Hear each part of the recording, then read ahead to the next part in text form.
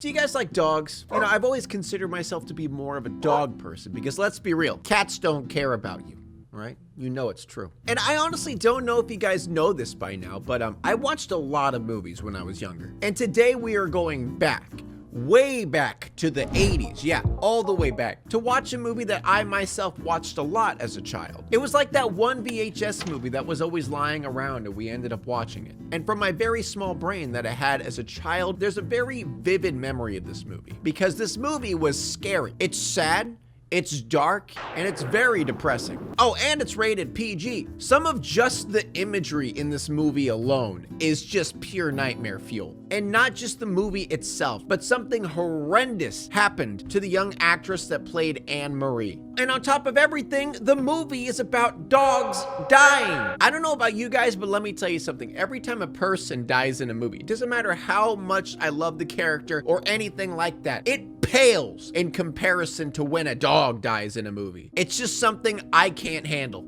Did I just hear someone say a dog died? No, Peter. We've been over this 1,000 times. I'm talking about a movie, okay? Liar! This movie literally has sentient dogs enslaving a child, okay? Wait. You know the future too? What? No. What? Do you know something I don't know? It doesn't matter, man. I've said too much. I think my enemies are coming.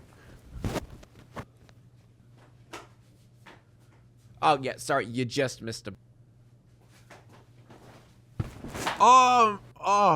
I can't handle this stuff anymore. Peter running from the law, uploading every day on my second channel, trying to make at least 4 videos a month on my main channel while also streaming every weekday, starting a coffee business, having an apparel company, and trying to make new music all at the same time. I am extremely unorganized and all over the place when it comes to how much I have on my plate. That's why today's sponsor is Skillshare. Skillshare is an online learning community with thousands of classes for creators and curious people. Explore new skills, develop your existing skills, get lost in your creativity. It's curated specifically for learning. That means 0 ads, and they're always launching new premium classes so you can stay focused and follow exactly where your creativity goes. It doesn't matter if you just dabble in something, if you're a pro, you're a hobbyist, whatever. If you're creative, this is the place for you. Discover what you can make with these classes at every skill level. Now, me personally, like I said in the beginning, I do have a problem with like productivity and being disorganized. So I ended up choosing productivity for creators with Thomas Frank because I just have so many different projects going on and I become overwhelmed pretty quick. And I got a little surprise for you sussy little bakas. The first 1,000 people to go down there and click that link and get 1 month free of Skillshare. So that means today you can click that link and go explore your creativity, learn stuff. It's important. Now I'm just going to mention a trigger warning right here because it's about to get real dark and serious. So the young girl who plays Anne Marie, you know, the young homeless girl in the movie, apparently her and her mom were both murdered by her father, and then her father committed suicide after that, a 1.5 years before the film's release. And the ending theme song, Love Survives, is dedicated to her. And not only that, but since this happened a 1.5 years before the movie was released, they actually completely kind of changed the mannerisms of the young girl to more match her as another dedication to her. Not only that, but there are literally articles of her haunting the house that she was murdered in many years ago. And the main focus of All Dogs Go to Heaven is death. So much death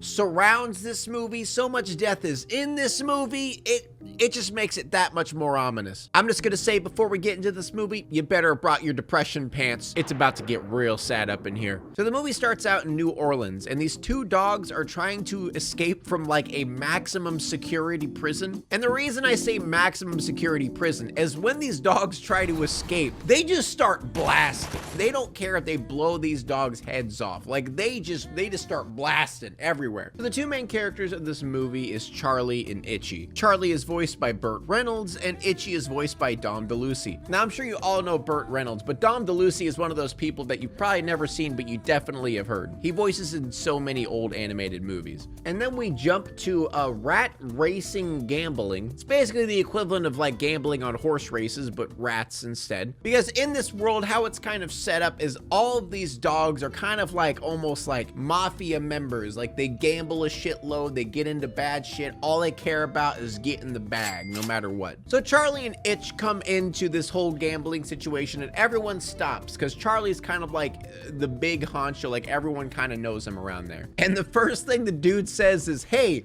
weren't you on death row?" What? Yeah.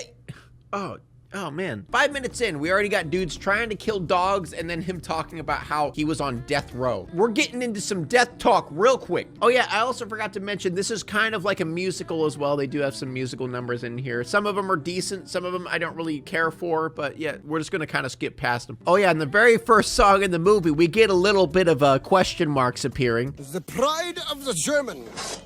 Even a bit of Siam. Yeah. Oh, yeah. Oh, yep. The 80s were definitely a different time. And then we meet Carface, who's the antagonist of this movie. And Carface is a bulldog who is just obsessed with being in cars and like holding his face out the window, you know, that whole dog thing. And apparently, unknowingly to Charlie, he's actually the reason why he was in dog prison in the first place. Charlie and Carface are kind of like the big two, like the partners of the whole thing. And Carface doesn't like Charlie, but Charlie isn't aware of that. So Itchy ends up overhearing that they're actually planning on getting rid of Charlie, which killing Charlie. So they end up getting Charlie drunk and taking him out back for the big surprise. And the big surprise is Carface pushes a car down the ramp and just kills Charlie. Now looks like you're sleeping with the fishes, huh, Charlie?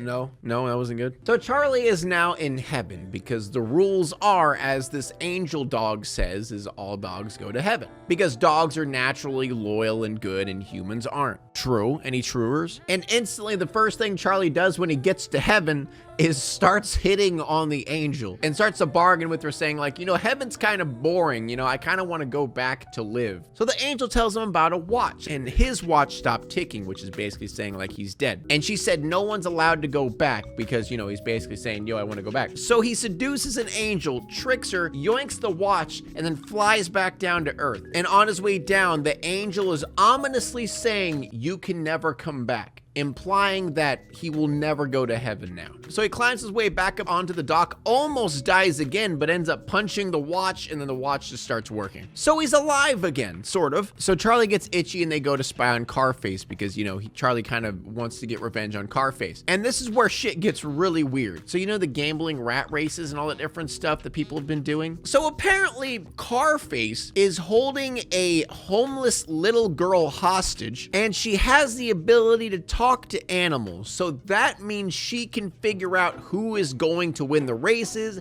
and that means Carface wins a bunch of money. Feed the kid. Boss, do I have to? So there's literally a bulldog enslaving a homeless little girl. Mr. Carface, you said I could go outside today.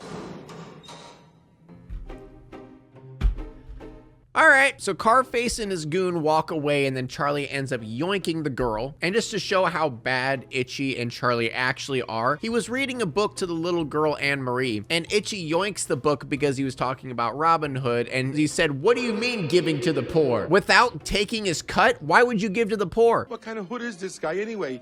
Giving dough to the poor without taking his cut. Basically just implying that they're kind of just assholes. And also the reason that Charlie is looking after her is he realizes she could talk to animals. He even tells Itchy, yo, the reason I took this girl is so we can use her to make a lot of money. So this little innocent child is literally getting used by a bunch of dogs to make a shitload of money. It's just like if you took out the dog portion, it wouldn't be a kid's movie. You know what I mean? Like literally just replace dogs with people and it would basically be a rated R movie. And right before Anne-Marie goes to sleep, she asks Charlie if he can help her find her parents because she doesn't have any parents. So that's going to be a big point as well, is Anne-Marie doesn't have any parents and she wants some. But anyway, the next day comes around and they start their rounds of basically using this little girl to figure out who's going to win the horse races, the other races, basically just betting a lot of money and winning. And also Anne-Marie kind of susses Charlie out pretty quick because he's doing the exact same thing that Carface does to her. So the way Charlie ends up tricking her into doing it is he says that he's doing it for the charity. He's going to give all the money to charity. which obviously he's lying. And then we have another really sad portion. So these dogs legitimately just rob people. So Itchy goes up there, acts like he has a hurt paw, and then Anne-Marie goes up there trying to see what's wrong with him, and Charlie ends up yoinking the man's wallet. And at the very end, before they leave, these two adults looked at this little girl and asked, you know, where are her parents? Like, is she alone? Like, do you need any help? And then Charlie ends up just kind of yoinking her away. So pretty much like an opportunity for her to get help and to find parents, Charlie kind of just yoinks her away anyway. Just watching this as an adult, it's so sad to see like how innocent Anne-Marie is and how she doesn't even realize like the things that they're doing to her and how they're manipulating her. It's really fucked up. So the money they won, they ended up using to build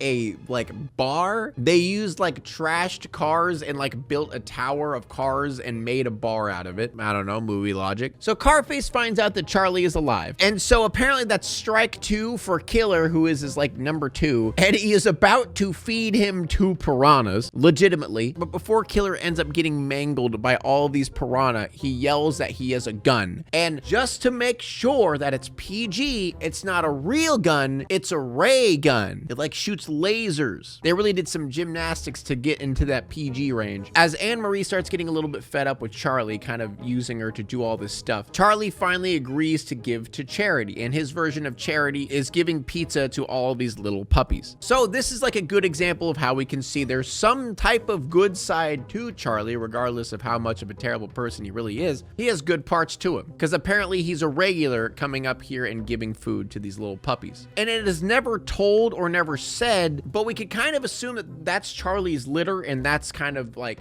his dog wife. I don't know how that works. Basically, he banged the dog, that dog bred the babies. I'm just assuming that's what actually happened, but obviously they're kind of implying it, they're not really saying it. And then they have a really weird song about sharing. I guess they wanted to add like a, you gotta share kids into a movie about dogs dying and a girl getting enslaved by dogs. Yeah, it makes sense. So Anne-Marie, or Squeaker as Charlie has been calling her, ends up finding the wallet that Charlie stole earlier. And so obviously whatever trust she had with Charlie, completely broken. And then we get a really freaky dream for Charlie. So the ominous "you can never come back" with the angel saying that happens again. And then Charlie gets a vision. I could only consider this a vision because it kind of becomes somewhat of a reality later on, of hell. Or I guess you could say doggy hell. And it is some of the scariest imagery I've seen in a kid's movie. So Anne-Marie, that found that wallet earlier, ends up going to those people's house. And this is also another fucked up thing. So Anne-Marie is like happy as she's ever been. She's getting a nice meal. She's talking about this nice house. And even the parents are considering adopting her because she's talking about how she lives in a junkyard and, you know, she lives with dogs and stuff. And the funny thing is, the reason she went to that house wasn't to find a mom and dad, wasn't to get a good meal. The reason she went to that house was literally just to return the wallet. So Charlie, seeing that she is happy in this house, literally fakes that he is coughing and that he is sick and that he could potentially be dying in order to get her out of that house. So she literally steps out the window and follows Charlie because he was acting like he's sick. For the second time, leaving her chance at a family because Charlie is such a bad fucking dog. So then we see Carface attempt to murder Charlie with a ray gun, and I guess this kind of shows that Charlie technically isn't alive. Like, he is, but he isn't, because the ray gun shot right through his body, but he has his little watch that's still ticking, so technically he can't die unless the watch stops ticking. So he's kind of a ghost, kind of not, little bit stuck in limbo. I thought that was an interesting thing that it's kind of hard to miss in this movie. And then comes the weirdest, like, forced musical number, I guess. I mean, it's honestly as forced as it can be because they're hiding in a building from Carface and then they just fall through the floor to the water and then end up in an area, which again is a little bit scary for a PG movie. There's literally human bones and skeletons all over, implying that this gigantic alligator killed all of these people. So right before Charlie gets eaten, he howls and then he sings a song about how he wants to to sing, and it's so out of nowhere. Like, it makes no sense why it happens. Like, it's kind of a plot point for later on in the movie, but it's really just thrown in there for no reason. The music number is just really weird. This whole part is just really weird. So Itch ends up getting jumped by Carface and all of his gang because Itch wouldn't tell him where the girl was. And then we get one of those cliche moments where Anne-Marie ends up walking in on Charlie, basically saying that the girl's worthless to him, all that nonsense. Because Itch was saying like, yo, Charlie, you're so focused on this girl. What about your best friend? And then Charlie went off like, yo, I don't care about this girl. Like, this girl means nothing to me. She's stupid. Oh, wait.